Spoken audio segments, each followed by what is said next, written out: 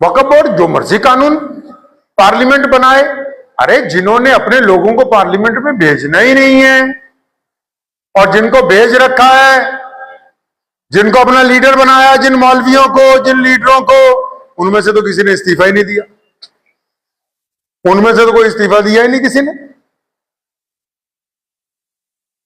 वो तो कह रहे जी धरना लगाए। धरना लगाओ, धरने लगाने से क्या होगा? तुम ये क्यों नहीं कहते कि अपने लोगों को जिता के पार्लियामेंट में भेजो जो तुम्हारी बात करें हुकूमत के साथ बैठ के। उल्टा रास्ता बता रहे। फिर कहेंगे जी मौलवी साहब तो उनका तो काम है, मौलवियों के खिलाफ बोलना काम नहीं है। बददियानत लोगों के खिलाफ बोलना हमारी जिम्मेदारी है। पिछले 75 सालों में जितने सूबों के वक्फ बोर्ड हैं, बताओ किसी मुसलमान को उन्होंने लोन पर पैसे दिए बिना सूद के कि तुम कारोबार कर लो? किसी मुसलमान को घर बना के दिया गरीब को? किसी सूबे में मुसलमानों को अस्पताल बना के दिए, कॉलेज बना के दिए, कोई यूनिवर्सिटियां बनाई हैं? अरबों रुपए की वक्फ की जायदाद खुद खा गए। अब कह रहे जी मुसलमानों को कि तुम धरना लगाओ।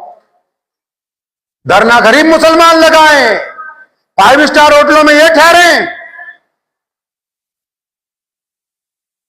कानून की पेचीदगियां उनको समझाओ जिनका किया कुछ नहीं 70 साल में। पूरे वक्फ एक्ट बिल में सिर्फ एक बात ज्यादती की नजर आई, जिसमें यह कहा हुकूमत ने कि गैर मुस्लिम मेंबरान को भी लेंगे। लेकिन ये जो मुसलमान मेंबरान पार्लियामेंट में मौजूद हैं या वो जमातें जो अपने आप को मुसलमानों का हमदर्द कहती हैं, उनमें जितने मुसलमान एमएलए हैं, चाहे वो आंध्रा के हों, चाहे वो बिहार के हों, चाहे वो अलग अलग सूबे को हो, उनमें से किसी तुम्हारे नुमाइंदे ने अपनी पार्टी से इस्तीफा नहीं दिया। ये नहीं कहा कि जी मैं इसके खिलाफ हूं। वो तो सारे अपनी जगह आराम से मिठाई खा रहे हैं और मुसलमानों को कह रहे हैं भी तुम धरने लगाने के लिए तैयार रहो। अगर ज्यादती ना की होती, वक्फ क्या है? वक्फ का मालिक वक्फ बोर्ड नहीं है। सरकार को भी कहना चाहता हूं, वक्फ बोर्ड मालिक नहीं है, हुकूमत मालिक नहीं है। हमने जो जायदादें वक्फ की, जो सोशल मीडिया पे लोग कह रहे हैं कि जी वो वक्फ तो इस्लामी मुल्कों में नहीं आ रहे, मक्के में जाओ, सबसे बड़ी मस्जिद में वो जो आज सबसे बड़ा टावर बनाया ना, जिस पर घड़ी लगाई है, उसमें दिन में 200 बार डिस्प्ले पे लिखा होता है कि ये वक्फ है अल्लाह के नाम के ऊपर की मस्जिद। कौन कहता है कि वक्फ नहीं है इस्लामी मुल्कों में? दुनिया की बड़ी दोनों मस्जिदें, मस्जिद हरमैन मक्का शरीफ और मस्जिद नबी मदीनतुल मुनव्वरा, वो भी मुसलमानों के वक्फ है।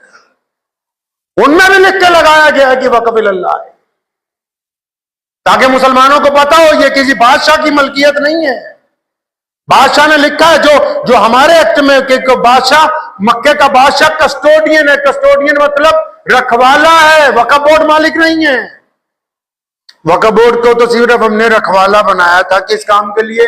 कि अल्लाह के नाम पे जो जायदादें दे दी हैं, इनसे जो किराया आएगा भाई, इनसे मस्जिदों में इमामों को तनख्वाह देना, इससे गरीब मुसलमानों को, मुसलमान बेवाओं को पेंशन देना, इससे कोई दवाखाने खोलना जिससे मुसलमान गैर मुस्लिम भी फायदा उठा ले, इससे कोई स्कूल और कॉलेज बनाना जिससे आम लोगों के बच्चे पढ़ लिख जाएं, इससे कोई गरीब लोगों को पैसे दे देना जिससे वो अपने घर की छत डाल लें। तो किसी वक्फ बोर्ड ने कुछ ऐसा तो किया नहीं है। रंज तो उस पे होता है ना, कुछ सही काम कर रहा हो तो उसके साथ ज्यादती हो गई। चमन के वो खुद परस्त माली जिन्हें खिजा रास आ गई हो, वो क्यों कर ये दुआ करेंगे चमन में फसलें बाहर आए। अल्लामा आमिर उस्मानी रहमतुल्लाह अलैह ने कहा ना कि चमन के वो खुद परस्त माली जिन्हें खिजा रास आ गई हो।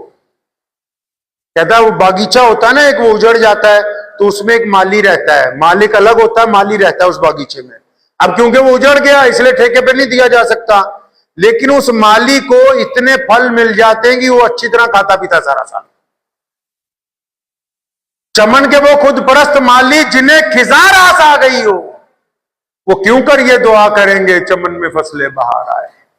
वो कब चाहते हैं कि ये मुसलमान नाम नेहाद लीडर और मौलवी ये कब चाहते हैं कि मुसलमान तरक्की पसीर हो? इनको तो गरीब मुसलमान चाहिए, बगैर किसी वसाइल वाले मुसलमान चाहिए, जिनको ये कहें धरना लगाओ तो धरना लगाने के लिए चल पड़े, जिनको ये कहें कि 50 गज प्लाट देंगे तो लेने के लिए आ जाए। इनको तो गरीब मुसलमान चाहिए, इनको खुशहाल लोगों की तमन्ना नहीं है। इसी को कहा आमिर उस्मानी ने कि चमन के वो खुद परस्त माली जिन्हें खिजां रास आ गई हो, वो क्यों कर ये दुआ करेंगे चमन में फसले बहार आए। मताए गुलशन कुछ ऐसी बांटी मेरे वफादार दोस्तों ने, न उनके दामन में फूल पहुंचे न मेरे दामन में खार आए। मेरे वालिद साहब रहमतुल्लाह अलैह की कुछ बातें हमें याद आती हैं। तो वो एक दिन हमने उनसे अर्ज की कि हजरत वो फलां फलां 2-3 मुसलमान जो हैं वो भाजपा में चले गए, उसमें ओहदेदार बन गए। तो उन्होंने मुझे कहा कि बेटा ये तो अच्छी बात है। तो मैं कहा अच्छा जी, तो क्या अच्छी बात है कि जब कभी ये हुकूमत में आएंगे तो ये मुसलमानों की बातें हुकूमत के सामने रखेंगे, ये मुसलमानों के जज्बात की तर्जुमानी करेंगे। जब कभी इनको मौका मिलेगा तो ये मुसलमानों के, लेकिन यहां जो उसमें शामिल है वो भी मुसलमानों की तर्जुमानी ना कर सके, वो भी हुकूमत को ना बता सके भी हमारी जरूरतें क्या हैं, हम क्या चाहते हैं। हुकूमत तक तो अपनी बात पहुंचाने का मसला है ना भी कौन लोग अच्छी तरह अपना मुकदमा पेश कर सकेंगे। आपने अच्छे वकील ही नहीं बनाए। मिसाल के तौर पे जब चुनाव आया, आपने कहा कि हम तो अपनी बरादरी के नाम के ऊपर खड़े होंगे, हम तो सिर्फ अपने मसलक वालों को देखेंगे। तो फिर जब आप हैं ही अपनी बरादरी के ऊपर कारबंद, तो मैं ही नहीं समझता कि आप किसी और की बुराई करने लगे, जबकि आप अपनी खामियां खुद दूर करने के लिए तैयार नहीं है। तो इसलिए ये मशवरा देता हूं मुसलमानों को कि किसी के बहकावे में आके कोई गलत कदम मत उठाना। कानून बनते हैं, हमेशा बनते रहेंगे, बदलते रहेंगे। ये देखो कि आपको अच्छे नुमाइंदे कैसे मिलेंगे। किसी के भड़काऊ में आके किसी के साथ लड़ने मत जाना, लेकिन ये देखो कि आपकी नुमाइंदगी बेहतर कैसे होगी आइंदा। आप अपने में अच्छे लोगों को कब आगे लेके आएंगे जो आपकी बात हुकूमत के सामने रख सके। मुस्बत लाए अमल की बात करें, वक्ती चीजों की बात नहीं करें। दुआ कीजिए अल्लाह करीम मुझे भी और आप सबको भी इन बातों पे अमल करने की तौफीक अता फरमाए। व आखिर दावाना अनिल हम्दुलिल्लाह।